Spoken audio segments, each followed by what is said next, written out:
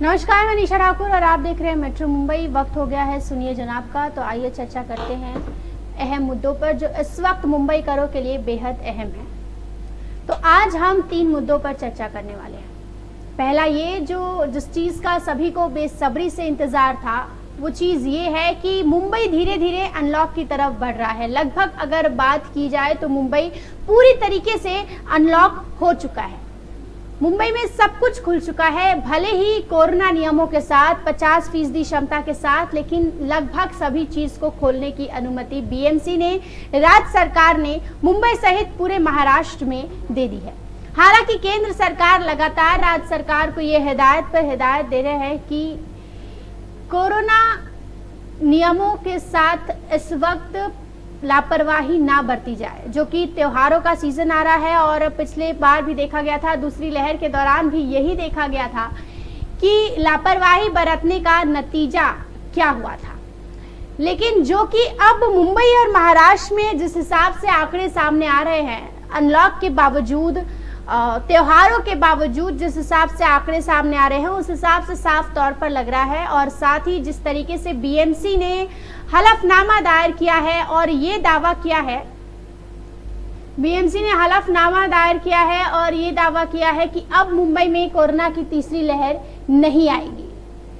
और वो क्यों नहीं आएगी, इस बात की मैंने पहले भी आप लोगों को जानकारी दी थी। इस मुद्दे पर मैंने एक चर्चा भी किया था आप लोगों के साथ, क्योंकि मुंबई में अब वैक्सीन की रफ्तार काफी हद तक तेज हो गई है। जिस हिसाब से जब वैक्सीन स्टार्ट हुआ था, वैक्सीनेशन का कार्यक्रम स्टार्ट किया गया था, तब वैक्सीन काफी सुस्त रफ्तार से चल रहा था, काफी दिक्कतों का सामना करना पड़ रहा था। कभी वैक्सीन नहीं होती थी तो कभी कोविड सेंटर्स, टीकाकरण सेंटर्स बंद पड़ जाते थे। तो इस सब मामलों के चलते मुंबई करों को कहीं ना कहीं बहुत सारी प्रॉब्लम्स देखनी पड़ रही थी। लेकिन अब जो है वैक्सीन की रफ्तार भी है और वैक्सीन भी उपलब्ध है, और साथ ही अलग अलग विशेष सत्रों के लिए अलग अलग लोगों के लिए अलग अलग जो व्यवसाय से जुड़े लोग हैं, जैसे कि बुजुर्गों के लिए अलग टीकाकरण चलाया गया, टीचर्स के लिए अलग चलाया गया, फिर बाद में महिलाओं के लिए बीएमसी अलग वैक्सीनेशन का सत्र चलाती है। हफ्ते में एक दिन सिर्फ महिलाओं के लिए रिजर्व किया जाता है।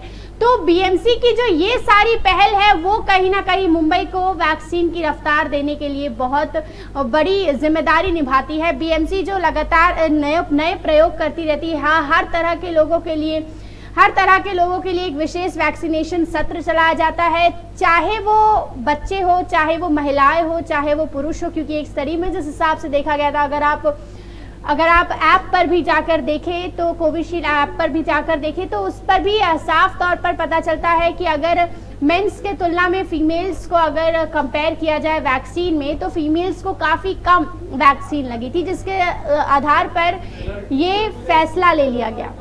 और जो दूसरी चीज़ जिसका आप सभी लगातार सबको इंतज़ार होगा कि आखिर अब वैक्सीन के बिना भी लोकल में ट्रैवल कर सकते हैं, तो कैसे ट्रैवल कर सकते हैं, किसको ट्रैवल करने की अनुमति दी गई है। क्योंकि लोकल ट्रेन तो बहुत पहले ही खुल चुके हैं, लेकिन वैक्सीन की 2 डोज जिन लोगों ने दी है, महज उन लोगों को ही लोकल ट्रेन में सफर करने की इजाजत दी गई है।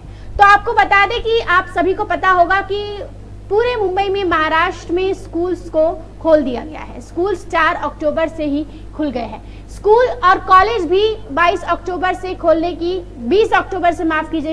की इजाजत दे दी गई है। तो अब ऐसे में लगातार स्टूडेंट्स ये सवाल कर रहे थे, पेरेंट्स सवाल कर रहे थे, कॉलेज की जो फैकल्टीज है ये सवाल कर रहे थे कि आपने स्कूल तो खोल दिया, कॉलेज तो खोल दिया, लेकिन कई बच्चे ऐसे होते हैं जो स्कूल और कॉलेज में आने के लिए सिर्फ और सिर्फ लोकल ट्रेन पर डिपेंडेंट होते हैं। तो वो बच्चे आखिर अपने स्कूल तक पहुंचेंगे कैसे, कॉलेज तक पहुंचेंगे कैसे? क्योंकि अगर देखा जाए टेक्निकली तो 18 साल से कम उम्र के बच्चों के लिए अब तक वैक्सीन नहीं आई है। अगर वैक्सीन आ भी गई है, ज़ाइकोव डी, कोवोवैक्स, अगर ये वैक्सीन आई भी है बच्चों के लिए, बीच में काफ़ी अभी परसों की ही बात है कि काफ़ी ये चर्चा थी, काफ़ी न्यूज़ चैनल्स पे ब्रेकिंग चली थी कि कोविशील्ड, अब कोवैक्सीन अब बच्चों के लिए मान्य कर दी गई है, डीजीसीआई ने इसको मान्यता दी गई है। लेकिन उसके बाद ही डॉक्टर भारती पवार ने तुरंत इस चीज को खारिज कर दिया कि अभी भी इस पर रिसर्च किए जा रहे हैं, अभी भी पूरे प्रमाण नहीं है कि कोवैक्सीन बच्चों के लिए सुरक्षित है, अभी भी बच्चों को वो वैक्सीन देने की मंजूरी नहीं दी गई है, ये महज एक अफवाह है, ये एक गलत खबर है। तो हालांकि अब तक अगर साफ तौर पर देखा जाए तो बच्चों के लिए तो अब तक कोई भी वैक्सीन नहीं आई है। ज़ाइकोव डी करके एक वैक्सीन है जो बच्चों के लिए जरूर आई है और कहा भी जा रहा है कि 12 साल से ज्यादा उम्र के बच्चों को वो वैक्सीन लगाई जा सकती है, लेकिन वो वैक्सीन अभी बच्चों के लिए अभी भी वो ट्रायल पीरियड में ही है, अभी भी उसका ट्रायल ही किया जा रहा है, अभी तक उसको सफल नहीं बताया गया है। और जब तक बच्चों की जान से जाहिर सी बात है कोई रिस्क भी नहीं लिया जा सकता, जब तक पूरी तरीके से रिसर्च नहीं हो जाती, कंफर्मेशंस नहीं आ जाते कि ये बच्चों के लिए 101% सेफ है, तब तक सरकारें भी या फिर बीएमसी भी कोई रिस्क नहीं लेगी। अगर बच्चों की वैक्सीन की बात की जाए तो 2 से 18 साल के बच्चों की 42 से 44 करोड़ तक इंडिया में पॉपुलेशन है और इतने बच्चों को वैक्सीनेट करने के लिए 84 से 88 हजार तक वैक्सीन की डोज चाहिए। और अगर बच्चों को वैक्सीन देना है फटाफट, अगर बच्चों की वैक्सीनेशन को रफ्तार से शुरू करना है तो पहले आपके पास वैक्सीन का उतना स्टॉक होना चाहिए, वरना फिर एक बार वही हो जाएगा जो अडल्ट्स के टाइम पर हुआ था, जो सीनियर सिटीजन्स के टाइम पर हुआ, जो स्वास्थ्य कर्मियों के टाइम पर हुआ कि आपने टीकाकरण का अनाउंसमेंट तो कर दिया लेकिन आपके पास टीका ही नहीं था, आपके पास वैक्सीन ही उपलब्ध नहीं था। तो इसीलिए लगातार बीएमसी और सरकार जो है, महाराष्ट्र सरकार हो चाहे केंद्र सरकार हो, लो लगातार बच्चों की वैक्सीन के लिए इस चीज का वेट कर रही है कि एक बार वैक्सीन का जो स्टॉक है, जितना स्टॉक होना चाहिए बच्चों को पूरा लगना चाहिए, एक दिन भी ब्रेक नहीं होनी चाहिए, लगातार बच्चों की वैक्सीन शुरू होनी चाहिए, क्योंकि अब सरकारें भी इस चीज पर जोर दे रही है कि जल्द से जल्द बच्चों के स्कूल्स और कॉलेजेस को खोल देना चाहिए, जिसके मद्देनजर वैक्सीन तो आई नहीं लेकिन फिर भी स्कूल और कॉलेज खोल दिया गया और लोकल ट्रेन में बच्चों को अनुमति दी गई है। अगर बच्चों ने वैक्सीन की 2 डोज नहीं लगाई है तो भी बच्चे लोकल ट्रेन में सफर कर सकते हैं कॉलेज का आईडी कार्ड दिखाकर। 18 से कम उम्र के बच्चों को लोकल ट्रेन में एंट्री दी गई है। राज्य सरकार का ये अहम फैसला, लगातार ये सवाल बच्चे कर रहे थे, स्कूल के फैकल्टीज, कॉलेज के फैकल्टीज जो है, पेरेंट्स के मन में लगातार ये सवाल थी कि अगर बच्चों को आपने स्कूल तो खोल दिया है, कॉलेज तो खोल दिया है, लेकिन आखिर बच्चे स्कूल और कॉलेज में ट्रैवल करेंगे कैसे, क्योंकि वैक्सीन तो बच्चों के लिए है नहीं और बिना वैक्सीन के तो लोकल में बच्चे ट्रैवल कर नहीं सकते, जिस तरीके का गाइडलाइंस निकाला गया है। तो जिसको लेकर अब ये फैसला किया गया है कि अब बच्चे भी लोकल ट्रेन में ट्रैवल कर सकते हैं। 18 साल से जो कम उम्र के बच्चे हैं उनके लिए लोकल ट्रेन अब खोल दी गई है, कॉलेज का आईडी दिखाकर वो लोकल में ट्रैवल कर सकते हैं। तो कल के दिन ये फैसला लिया गया और कहीं ना कहीं इस फैसले का सब समर्थन करते हैं, सब इस फैसले से बेहद खुश है, क्योंकि अगर कॉलेज बच्चों को कॉलेज जाना है तो लोकल ट्रेन तो उसके लिए मस्ट है, क्योंकि बच्चे काफ़ी दूर दूर से ट्रैवल करते हैं और कई बच्चे लोकल ट्रेन पर ही पूरी तरीके से डिपेंडेंट होते हैं कॉलेज जाने के लिए, स्कूल जाने के लिए। कई बच्चे ऐसे होते हैं जो लोकल ट्रेन का सहारा लेते हैं और स्कूल में तो अगर बात की जाए तो स्कूल्स के उतने बच्चे तो लोकल ट्रेन पर डिपेंडेंट नहीं होते हैं, स्कूल तो ऑलमोस्ट आपके घर के आसपास ही रहता है। लेकिन अगर कॉलेज की बात की जाए तो बहुत से बच्चे ऐसे होते हैं जो अपने घर से काफ़ी दूर कॉलेज जाते हैं, चाहे हो जाए, तो उसके लिए लोकल्स बेहद अहम माना जाता है। ज़्यादातर बच्चों की क्राउड लोकल में बहुत ज़्यादा देखी जाती है।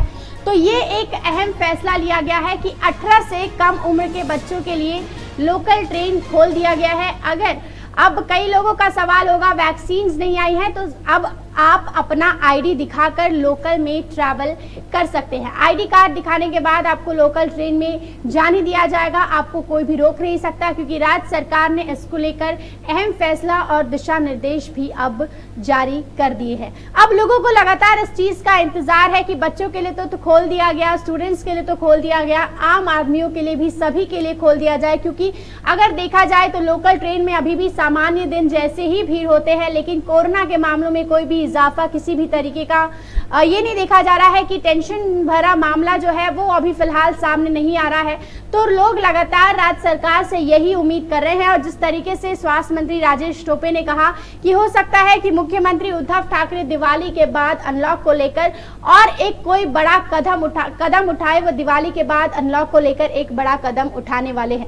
अनलॉक के अगर पिछले दिनों देखा जाए तो अनलॉक को लेकर बहुत बड़े बड़े कदम उठाए गए हैं, बहुत कुछ को अनलॉक किया गया है पूरी तरीके से। लगभग मुंबई और महाराष्ट्र को अनलॉक कर दिया गया है। थिएटर्स के लिए लगातार मांग उठ रहे थे, तो अब 22 तारीख से राज्य में थिएटर्स भी खुल रहे हैं। उसके बाद ये मांग उठने लगी कि अगर थिएटर्स खुल रहे हैं तो बच्चों के भविष्य के साथ क्यों खेला जा रहा है, स्कूल और कॉलेज क्यों नहीं खोले जा रहे हैं। तो स्कूल और कॉलेज को भी खोल दिया गया है, मंदिर को भी खोल दिया गया है, लगभग सभी चीज को खोल दिया गया है। सिर्फ 50% क्षमता का बैरियर जरूर बनाया गया है, चाहे वो स्कूल हो चाहे वो कॉलेज हो। हालांकि स्कूल और कॉलेज में बच्चों को जाना कंपलसरी नहीं किया गया है। ऑनलाइन स्टडीज अभी भी बच्चों के लिए उपलब्ध रहेगी। जो पेरेंट्स सेफ नहीं समझते हैं या फिर जो स्टूडेंट्स अपने आप को सेफ नहीं समझते जाने के लिए, ट्रैवल करने के लिए, तो वो नहीं जा सकते हैं, उनके ऊपर वो फैसला छोड़ दिया गया है। तो लगभग सभी चीज को अनलॉक कर दिया गया है। अभी सिर्फ आम आदमियों को लगातार इस चीज का इंतजार है कि कब वो भी बिना वैक्सीन के लोकल ट्रेन में सफर कर सकते हैं।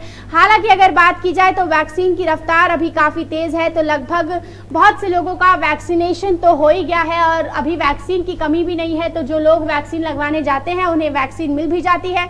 लेकिन जब लोकल ट्रेन शुरुआत में खोला गया था तो वैक्सीन की भी बहुत ज्यादा कमी देखी गई थी, जिसके बाद भी सरकार की व्यवस्था पर काफी ज्यादा सवालिया निशान जो है कि वो उठकर खड़े हो गए थे कि वैक्सीन तो है ही नहीं, हम लोकल ट्रेन में सफर कैसे करें, हम काम कैसे करें। और अब लोगों की सरकार से एक और मांग है जो बेहद लोगों को इस वक्त प्रॉब्लम झेलनी पड़ रही है कि वैक्सीन की 2 डोज अगर उन लोगों ने ले भी ली है तो उन लोगों को टिकट्स नहीं दिए जा रहे हैं, वो लोगों को सिर्फ पास ही दिए जा रहे हैं। और काफी लोग ऐसे होते हैं जिन लोगों को डेली ट्रैवल नहीं करना होता है, जिन लोगों को महज कुछ दिन ट्रैवल्स करना होता है और बस इस नियम के कारण वो लोग ट्रैवल नहीं कर पा रहे हैं, क्योंकि एक दिन जाने के लिए कोई 1 महीने का पास तो नहीं निकालेगा, ये स्वाभाविक बात है। तो लेकिन अब तक सरकार ने इस चीज के ऊपर कोई भी नियम नहीं लगाए हैं। सरकार ने अभी सिर्फ यही है कि अगर आपने वैक्सीन की 2 डोज ले भी ली है तो आपको सिर्फ पास दिया जाएगा, आपको टिकट नहीं मिलेगा,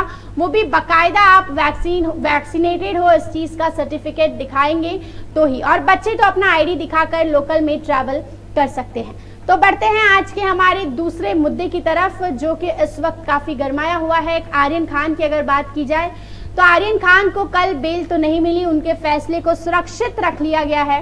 और फैसले को सुरक्षित रखने का मतलब है कि फैसला तो जरूर तय कर लिया गया है, लेकिन सुनाया जाएगा 20 अक्टूबर को, यानी 20 अक्टूबर तक, यानी 14 दिन की न्यायिक हिरासत आर्यन खान को पूरी करनी होगी। जिस तरीके से कल कोर्ट ने फैसला सुनाया, लगातार काफी बहस हुई, लगातार जांच एजेंसियों के रडार पर अब बॉलीवुड आ चुका है। कल नोरा फतेही को बुलाया गया था जांच के लिए।